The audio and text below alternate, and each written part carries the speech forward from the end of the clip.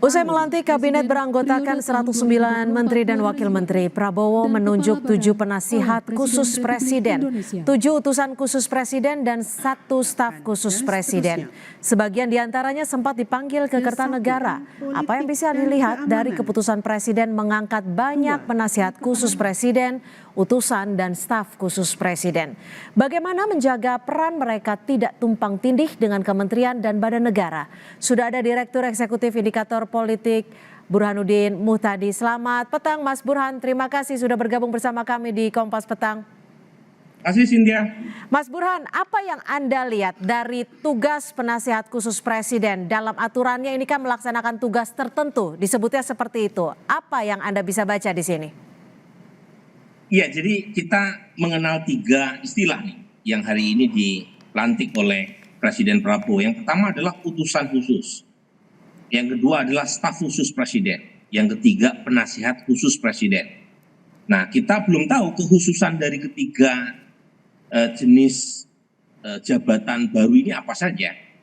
Nah, kalau misalnya tidak mampu dijelaskan secara meyakinkan oleh pemerintah terkait dengan pembentukan utusan khusus, staf khusus maupun penasihat khusus ini, ya jangan salahkan kalau kemudian publik mulai menganggap bahwa jabatan-jabatan ini untuk mengakomodasi mereka yang tidak tertampung di kabinet, baik sebagai menteri atau wakil menteri. Jadi perlu ada kejelasan berkaitan dengan struktur, berkaitan dengan tupoksi, maupun berkaitan dengan peran. Jadi kalau di swasta istilahnya KPI-nya harus tegas, supaya masyarakat tidak menduga-duga apakah jabatan-jabatan ini sekedar untuk mengakomodasi tim sukses yang tidak mendapatkan tempat di kabinet, ataukah memang betul-betul diperlukan dalam rangka untuk mempercepat program atau janji Presiden Prabowo untuk bisa diwujudkan. Kalau secara bahasa komunikasi dari penetapan utusan khusus presiden, penasihat khusus presiden, serta staf khusus presiden ini nantinya ketiga jabatan ini akan berbeda tidak tupoksinya? Ya kalau dilihat dari nama sih mungkin saja ada perbedaan. Cuma apakah ada tumpang tindih dengan lembaga yang sudah ada? Contoh misalnya penasihat khusus presiden, beberapa nama disebut, nama seperti Pak Luhut, nama seperti Pak Dudung. Nah itu apakah ada komplikasi dengan Watimpres, Dewan Pertimbangan Presiden? Kan tugas Watimpres juga demikian, untuk memberi masukan kepada presiden, di mana presiden menjadi tujuan utama untuk mendapatkan masukan. Ini apa bedanya dengan penasihat khusus yang sudah ditetapkan dan dilantik hari ini kan? Kan beberapa saya kira Watimpres kan tugasnya kurang lebih sama, memberi nasihat, mungkin lebih umum ya. Kalau yang penasihat khusus presiden ada beberapa yang dilantik hari ini kan sangat spesifik. Kemudian juga apa bedanya dengan utusan presiden? Karena beberapa overlap, tumpang tindih satu sama lain. Dan yang paling krusial, kantornya di mana? Nah, gitu.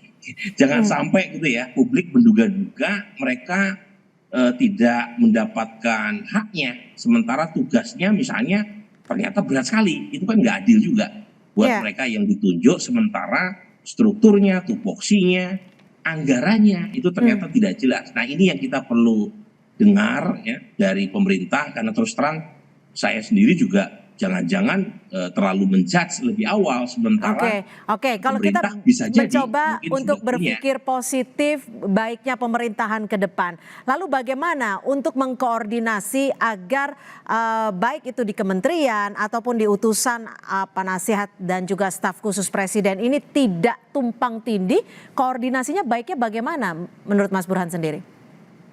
Iya, ini lagi-lagi apa yang muncul hari ini itu satu tarikan nafas ya dengan kritik yang disampaikan oleh publik berkaitan dengan postur kabinet yang terlalu besar. Nah, kemarin kan ada 109 kalau tidak salah ya. Betul. Menteri maupun wakil menteri yang dilantik oleh presiden dengan berbagai macam jenisnya. Ada kementerian baru seperti Kementerian Transmigrasi, ada kementerian yang dipecah, misalnya Kementerian Pendidikan dan Kebudayaan, dan Ristekdikti dipecah jadi 3 gitu ya. Seperti Kementerian Kebudayaan di bawah Pak Fadlizon, Kementerian Pendidikan Dasar dan Menengah di bawah Pak Abdul Mukti dan Kementerian Ristek di bawah Pak Satrio Bojonegoro. Nah, pertanyaannya adalah kementerian-kementerian yang banyak ini ya itu kan butuh waktu. Jadi bukan sekedar koordinasi yang tentu saja jadi PR tersendiri, tetapi mereka tidak bisa langsung bisa beroperasi, Cynthia. Karena beberapa di antaranya itu nggak ada kantornya. Kan beberapa pertanyaan diajukan media kepada para menteri yang barusan dilantik, mereka sendiri tidak tahu kantornya di mana. Nah, kemudian jangankan yang tidak ada kantornya, pengalaman BRIN, ya, Badan Riset Inovasi Nasional itu memerlukan waktu 3 tahun untuk pengelolaan tata kelola organisasi setelah ya semua pusat studi, pusat riset pemerintah digabung.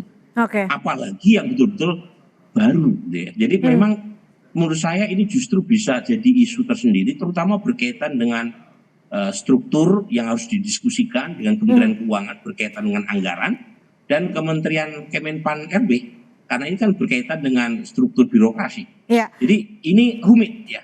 Tapi saya berharap betul karena dari kemarin saya tunggu keterangan dari pemerintah ya berkaitan dengan ini, tapi sepertinya masih banyak kebingungan ya, terutama informasi yang saling tumpang tindih satu sama lain sehingga menimbulkan pertanyaan di publik, di pasar juga di sini dia. Lalu bagaimana Mas Burhan dengan tugas tertentu yang disebut dalam tugas dan juga tupoksi dari masing-masing jabatan ini? Menurut Anda sendiri tugas tertentu itu mencakup apa saja sih? Ya kalau kita baca kan misalnya Pak Mardiono, utusan khusus Presiden bidang ketahanan pangan. Setahu saya zaman Pak Jokowi beliau juga mendapatkan tugas yang sama sebagai utusan khusus Presiden bidang pangan ya, lebih umum. Ya.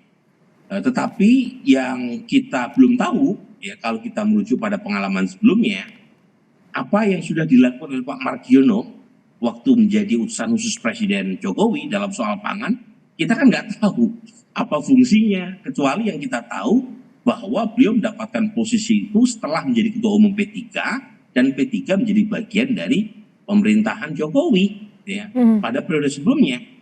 Nah kemudian ini yang baru lagi nih, Setiawan Ikhlas, utusan Presiden bidang ekonomi dan perbankan. Miftah Maulana, bidang kerukunan beragama dan pembinaan sarana keagamaan. Raffi Ahmad ya. Makanya kemarin dapat gelar doktor gitu ya. Mungkin menyiapkan ini utusan khusus Presiden bidang pembinaan generasi muda dan pekerja seni dan seterusnya dan seterusnya. Ini nama-nama yang bagus sekali ya. Saya sendiri merasa beberapa pos yang dibentuk terutama dalam rangka pembentukan utusan khusus ini bidangnya itu sangat penting ya buat Republik ini.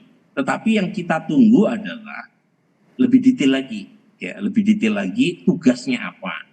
Kemudian apakah mereka tidak perlu kantor misalnya, tidak perlu staf misalnya, tidak perlu anggaran misalnya. Nah ini hal-hal yang menurut saya masih gelap dan karenanya saya tidak ingin bicara panjang ya, karena saya sendiri juga tidak tahu persis apa yang akan mereka lakukan setelah ditunjuk dan dilantik sebagai utusan khusus Presiden. Baik, kalau begitu nanti kita nantikan seperti apa detail dari tugas dan juga kewajiban dari sejumlah jabatan yang memang baru diisi ini. Terima kasih Mas Burhanuddin Muhtadi, Direktur Eksekutif Indikator Politik sudah berbagi perspektif di Kompas Petang. Selamat sore.